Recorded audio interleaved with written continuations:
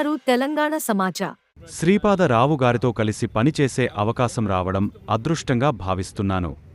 సభాపతిగా శ్రీపాద రావు గారు అధికార వివక్ష సభ్యులకు ఒకే రకమైన అవకాశాలు ఇచ్చేవారు. తండ్రికి తగ్గ తనయునిగా శ్రీపాద రావు గారి ఆలోచనలను ఆచరణలోకి తీసుకువస్తున్న శ్రీధర్ బాబు కరీంనగర్ జిల్లాకు గుర్తింపు తీసుకువస్తున్నారు.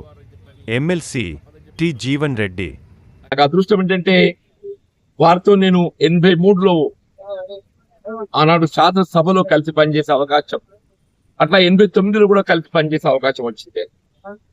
89లో నిర్మల జనార్దన్ రెడ్డి గారి తదుపరి రీతుందో వారు వాస్తవంగా ముఖ్యమంత్రిగా తెలంగాణ ప్రాంతానికి వెళ్ళి వారికి అవకాశం వస్తుందని చెప్పి భావిస్తుంది.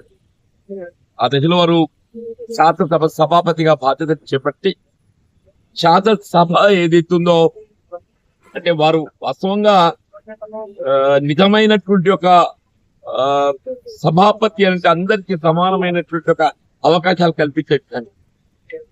అధికార పక్షమని కాకుండా ప్రతిపక్షాలు కూడా తమ ప్రాధాన్యత ఇచ్చి సభలో అందరి యొక్క వాక్కు వినిపించే విధంగా ఏదైతుందో అవకాశాలు కల్పించేటువంటి వారు అజాత శత్రువు.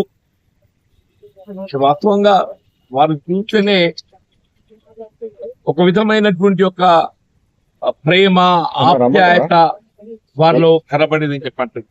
85లో అయితే అప్పుడు ఉమ్మడి కరీంనగర్ జిల్లాలో వారు ఒక్కరి శాసనసభ్యుడిగా గెలవడం చేస్తారు. అలాంటి జిల్లాలో తిరిగి కాంగ్రెస్ పార్టీని బలోపేత చేయడం కొరకు 89లో తిరిగి కాంగ్రెస్ పార్టీ అధికారం రావడం కొరకు ఏదిస్తుందో వారు చేసినటువంటి కృషి ఫలితంగా 89లో మరి ఉమ్మడి రాష్ట్రంలో కాంగ్రెస్ పార్టీ ప్రభుత్వం అధికారం రావటం, మళ్ళీ మేమందరం కూడా చాలా సభ్యులుగా గెలవడం జరిగిందని చెప్పట్టు నేను వారు ఇక్కడ వాస్తవంగా చెప్పంటూ నేను వారి ప్రగతిశీల భావాలు ఒక విధంగా వామపక్ష భావాలు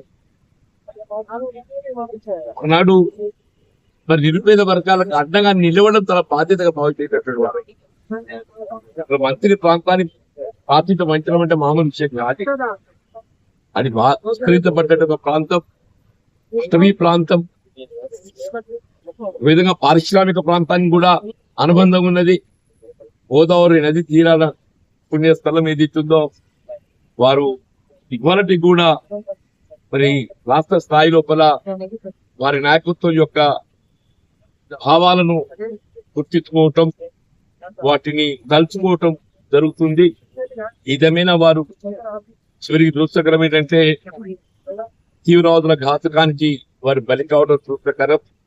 ఎవరు కూడా ఊహించదే చెప్పారు. వారి వల్ల అకాల మరణానికి గురి కావటం యావత్ తెలంగాణ ప్రాంతాన్ని చెప్పే తప్పదంటే నేను మరి వారి తదుపరి తండ్రికి తగ్గ తనయుడిగా ఈరోజు శ్రీధర్బాబు గారు ఎదుగుతుందో శ్రీపాదరావు గారి యొక్క ఆశయాలకు అనుగుణంగా ఆలోచనకు అనుగుణంగా ఎదుగుతుందో వారి వల్ల తిరిగి శ్రీపాదరావు గారి యొక్క ఆలోచన విధానాన్ని ఆచరణ రూపంగా అమలు చేయబడే విధంగా శ్రీధర్బాబు గారు ఏదైతుందో రాష్ట్రంలో పారిశ్రామిక ఐటీ రంగాన్ని అభివృద్ధి పథంలో తీసుకువెళ్ళటానికి తెలంగాణ రాష్ట్రాన్ని ఏదైతుందో పెట్టుబడులు సమకూర్చడంలో ముఖ్యమంత్రి గారికి ఏదైతుందో సహచరుడిగా అండగా నిలబడి ఏదైతుందో తెలంగాణ రాష్ట్రంలో చట్టం తీసుకురావడం జరుగుతుంది. నేను ఇవాళ శ్రీపాదరావు గారి యొక్క జయంతి సందర్భంగా ఈనాడు వారికి నివాళులు అర్పించేటువంటి కార్యక్రమం నిర్వహించినటువంటి పట్టణ కాంగ్రెస్ అధ్యక్షులు నరేందర్ రెడ్డి గారు, అంటే కార్యక్రమం పాల్పంచుకున్నటువంటి మా మాజీ జిల్లా అధ్యక్షుడు ఆర్పల్లి మోహన్ గారు, శాసన అధ్యక్షులు శ్రీనివాస్ గారు, ఇందులో పాల్గొంటున్నటువంటి అందరికీ ధన్యవాదాలు చెప్తారు.